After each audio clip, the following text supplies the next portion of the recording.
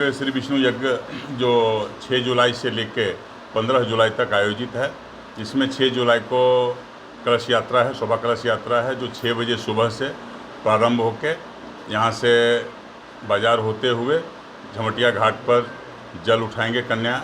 उसके बाद चिमनी घाट ढाला से होते हुए कलश यहाँ तक आएगा।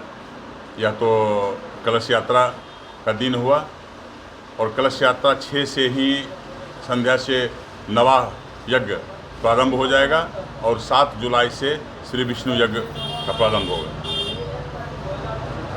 यज्ञ में किन कथावाचक के द्वारा जो है मुखाबिन से कथा कहा जाएगा और क्या क्या आयोजन है यज्ञ में?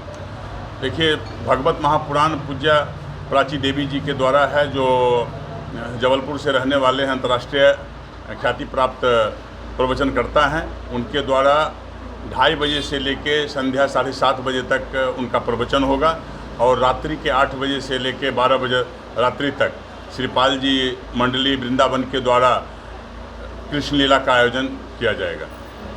इसके अलावा अन्य कोई आयोजन यज्ञशाला में यज्ञशाला में तो अमूमन जो भी कार्यक्रम होते हैं वो होंगे ही। मुख्यतः जो प्रवचन और रासलीला है, उसके बाद श्री विष्णु भंडारा है, जो बाहर से जो भी लोग आएंगे या जो गरीब भंडारा भी कहा जाता है, जो लोग आएंगे उनके लिए प्रसाद का व्यवस्था होगा यहाँ पर। और झूला है, विभिन्न प्रकार के झूले हैं बच्चों के लिए, बड़े लोगों के लिए, सब व्यवस्था यहाँ पर है। बाहर से आने वाले लोगों के लिए कौन कौन सा मार्ग आप लोगों ने तय किया है? कहाँ कहाँ से वो प्रवेश, क्या क्या सुविधाएं मिल रही हैं? बाहर से आने वाले लोगों के लिए 4 से 5 मार्ग हैं, जिसमें झमटिया ढाला एक, उसके बाद यह मल्लिक ढाला है, यह चिमनी ढाला के पास, और मोहनिया ढाला, और इधर अयोध्या टोल, ये 5 रूट तय किए गए हैं। उधर से आएंगे और 5 रूट में जैसे मेला प्रारंभ होने के बाद भीड़ बढ़ने की संभावना में हम लोग 3 रूट जो है जो ब्लॉक किए जाएंगे। ब्लॉक गाड़ी घोड़ा के लिए किया जाएगा, जो ब्लॉक प्रांगण है, ब्लॉक प्रांगण के पास, इधर थाना के पास और इधर पीछे, यह 3 प्रांगण को पैक किया जाएगा, जिसमें कि बाइक वगैरह एंट्री ना कर सके, क्योंकि भीड़ होने के बाद सिर्फ श्रद्धालुओं का ही प्रवेश होगा, वाहन वगैरह का प्रवेश नहीं होगा इसमें। और की सुरक्षा को देखते हुए क्या कहीं पार्किंग व्यवस्था की गई है? ये पार्किंग व्यवस्था है। ये पार्किंग एक ब्लॉक मैदान में होगा, उसके बाद इधर पीछे ग्रामीण का खेत है, उसमें होगा पार्किंग व्यवस्था। पार्किंग व्यवस्था की भी भरपूर व्यवस्था है। और जैसे दूर दराज से लोग जो आ रहे हैं, उनके लिए आने के बाद जो संसाधन की आवश्यकता होनी चाहिए, उनके लिए पेयजल की व्यवस्था होनी चाहिए, उनके लिए शौचालय की व्यवस्था होनी चाहिए। किसी भी प्रकार का, भगवान न करे वैसा हो, लेकिन किसी भी प्रकार के समय में स्वास्थ्य शिविर का भी व्यवस्था किया गया है।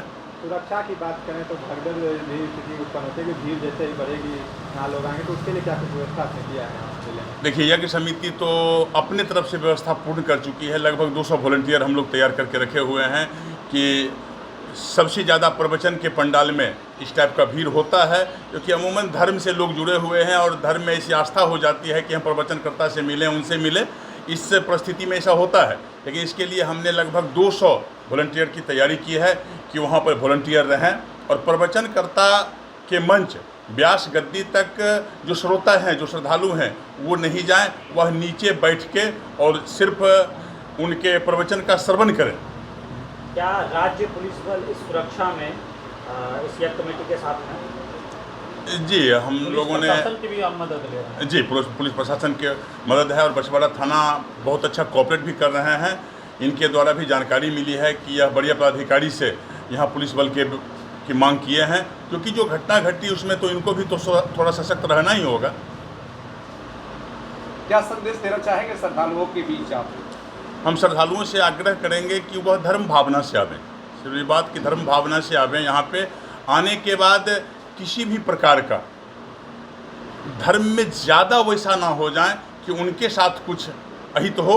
हम चाहेंगे कि जो आएँ यहाँ से सही सलामत घर जाएं और यहाँ से जो श्रवण करें, जो प्रवचनकर्ता भगवत कथा में जो श्रवण करें, उसे अपने दिनचर्या में उतारें भी, क्योंकि सिर्फ श्रवण करने से नहीं होता है, उसको अपने दिनचर्या में उतारें और उनके इस आचरण से देश का कल्याण होगा, सबसे पहले तो हम और अपने सारे तमाम ग्रामवासी की तरफ से आप लोगों को इस महायज्ञ के प्रचार प्रसार के लिए इलेक्ट्रॉनिक मीडिया, प्रिंट मीडिया को तहे दिल से स्वागत करते हैं।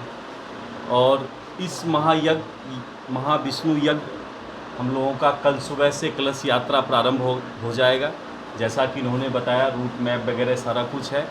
और मेले की सौंदर्य को बढ़ाने के लिए हम लोगों ने तरह तरह का झूले का भी व्यवस्था करवाया है। और सबसे बड़ी बात कि इसमें भागवत कथा भी होगा, जो पूज्य प्राची देवी जी के मुखारविंद से निकलेगा।